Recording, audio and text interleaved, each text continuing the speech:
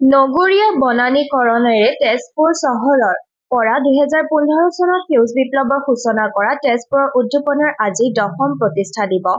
মহাবিদ্যালয়ৰ শিক্ষকতা বৃত্তিৰ মাজতে পৰিৱেশ সুৰক্ষা আৰু প্ৰকৃতি প্ৰেমৰ মন্ত্ৰৰে উদ্বুদ্ধ হৈ পৰা দৰং মহাবিদ্যালয়ৰ ইতিহাস বিভাগৰ অধ্যাপক হৰেন্দ্ৰ নাথ মৰাঙৰ এই যাত্ৰাৰ অংশ হিচাপে আজি উদ্যাপনৰ প্ৰতিষ্ঠা দিৱসৰ দিনটোত পুনৰ গছপুলি ৰোপণেৰে এক বিশেষ কাৰ্যসূচী গ্ৰহণ কৰে।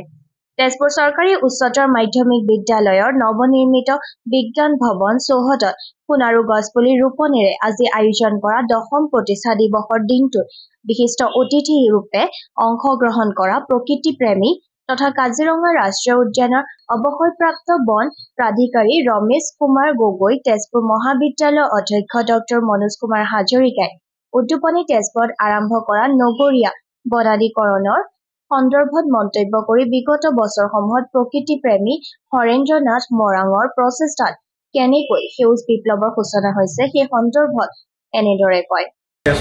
উদ্যাপনে তেজপুৰ চহৰত নগৰ বনানীকৰণৰ যি পদক্ষেপ গ্ৰহণ কৰিছে সেয়া সকলোৱে দেখিছে, তেজপুৰ ৰাইজে দেখিছে।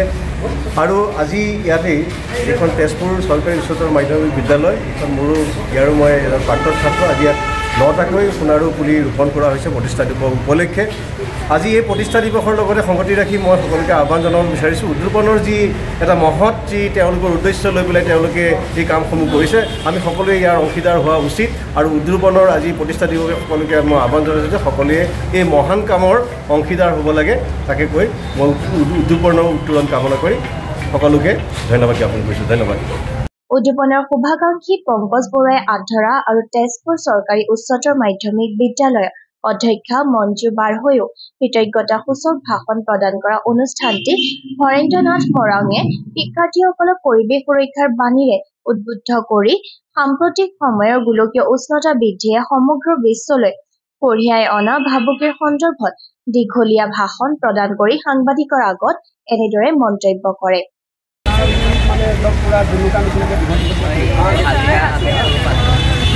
গছৰ গাঁতটো খুব টান হয়, ইয়াৰ শিপা বেছি দূৰলৈ নাযায়, তললৈ যায়, 5-6 ফুট তললৈ যায় আৰু চাইডলৈ 1-2 ফুটমান যায়। এই ৱালখন যাতে বেয়া নহয় সেইকাৰণে আমি এনেকুৱা গছ লৈছোঁ, নহ'লে বেলেগ গছ ৰুলে কিছুমান গছৰ শিপা বাহিৰলৈ চাইডলৈ বহুত যায়, তেনেকৈ গ'লে তোমালোকৰ ৱালখন ডেমেজ হ'ব, সেইকাৰণে এইটো লগাইছোঁ। আৰু কিছুমান গছ এভাৰগ্ৰীণ বুলি কয়, জানানে তোমালোকে? চিৰসেউজ থাকে, গোটেই বছৰটো পাত থাকে, হয়নে? আৰু কিছুমান গছ কি হয় বেছি ডুৱাছ বুলি কয়, মানে পৰ্ণপাতী, খৰালি কালত পাতবিলাক শুকাই যায়। এইজোপা হৈছে পৰ্ণপাতী গছ, বেছি ডুৱাছ গছ। ব্যক্তিগতভাৱে মই বেছি ভাল পাওঁ কাৰণে যে যেতিয়া গৰম দিনত আমাক ছাঁ লাগে তেতিয়া আমাক ছাঁ দিব, আৰু ঠাণ্ডা দিনত আকৌ গছৰ তলত গৈ ঠাণ্ডা লাগে জানো, যদি ছাঁ দি থাকে তেতিয়া ঠাণ্ডা দিনত গোটেই পাত শুকাই গৈ আমাক ৰ'দ দিব। গতিকে এই গছবিলাকে পৰ্ণপাতী গছে যেনিবা মানুহৰ কথা দুখ কষ্ট বেছিকৈ বুজি পায়। শুদ্ধত আমি সকলো কাৰ্পণ্য নকৰোঁ। গতিকে উদ্যাপনৰ জৰিয়তে তেজপুৰৰ বিভিন্ন অংশত বিভিন্ন ৰঙৰ কিছুমান ৰেখা কিছুমান তৈয়াৰ কৰিবৰ কাৰণে চেষ্টা কৰা হৈছে।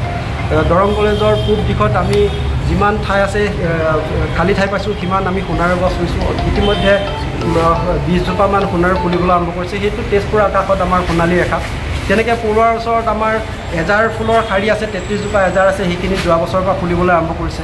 এজাৰৰ সেই শাৰীটো আমাৰ বেঙুনী ৰেখা, তেজপুৰ আকাশৰ বেঙুনী ৰেখা। তেনেকৈ আমাৰ ৰাঙলী ৰেখা আছে, নীলা ৰেখা আছে। আৰু ইয়াতে আমি আমাৰ তেজপুৰ চৰকাৰী উচ্চতৰ মাধ্যমিক বিদ্যালয়ৰ অধ্যক্ষাকে প্ৰমুখ কৰি সমূহ শিক্ষক শিক্ষয়িত্ৰীৰ ওচৰত উদ্যাপনৰ তৰফৰ পৰা আমি আন্তৰিক কৃতজ্ঞতা প্ৰকাশ কৰিছোঁ এইকাৰণে যে তেখেতসকলে এই স্থানত আমাক গছপুলি ৰুবলৈ সুবিধা দিছে। কেৱল সুবিধা বুলিয়ে নহয়, ইয়াতে গোটেই চাফ চিকুণ কৰি তেওঁলোকে শ্ৰমিক লগাই আমাক বহুতখিনি উপকৃত কৰিছে। আৰু এই অঞ্চলত আমি 9জোপা সোণাৰু পুলি লগাইছোঁ। 4-5 বছৰৰ পিছতে আমি ভাবোঁ যে এই সোণাৰু পুলিখিনি এই কেৱল এই চৌহদটোৰে নহয়, এই গোটেই অঞ্চলটোৰে এটা বেলেগ ধৰণৰ সৌন্দৰ্য ই বিলাই থাকিবলৈ সক্ষম হয়। উদ্যোগ সুৰক্ষাত এই লেখ মানুহ কাৰ্পণ্য কৰা নহয়, আৰু দেখাত অত্যন্ত সুন্দৰ। আৰু আমি উদ্যাপনৰ জৰিয়তে আচলতে 100% সফলতাৰ হাৰে আমি বৃক্ষৰোপণ কৰি আছোঁ। 2-এজোপা গছ যদি কেতিয়াবা কিবা কাৰণত মৰেও, সেয়া আকৌ আমি একে স্থানত একে প্ৰজাতিৰ পুলিৰে আমি সলনি কৰিলোঁ। এতিয়ালৈকে আমি একে স্থানত বিভিন্ন কাৰণত মৰি যোৱা গছপুলি 5-6বাৰলৈকে আমি ৰিপ্লেচ কৰিছোঁ, কিন্তু তথাপিতো আমি সেই স্থানত এজোপা গছ কৰিহে দিছোঁ। গতিকে এটা আচলতে সেলফ বাইণ্ডিং প্ৰচেছ এটা আমি প্ৰত্যেকটো গছপুলিৰ এটা ক্ৰমিক নম্বৰ দিওঁ। সেই ক্ৰমিক নম্বৰৰ বিপৰীতে উদ্ৰোপণৰ এখন পঞ্জীয়ন বহি আছে, তাতে গোটেই তথ্য পাতি লিখা থাকে। তাৰমানে প্ৰতিটো ক্ৰমিক নম্বৰৰ বিপৰীতে নিৰ্দিষ্ট প্ৰজাতিৰ এটা পুলি যথাসময়ত গছলৈ ৰূপান্তৰিত হ'ব লাগে।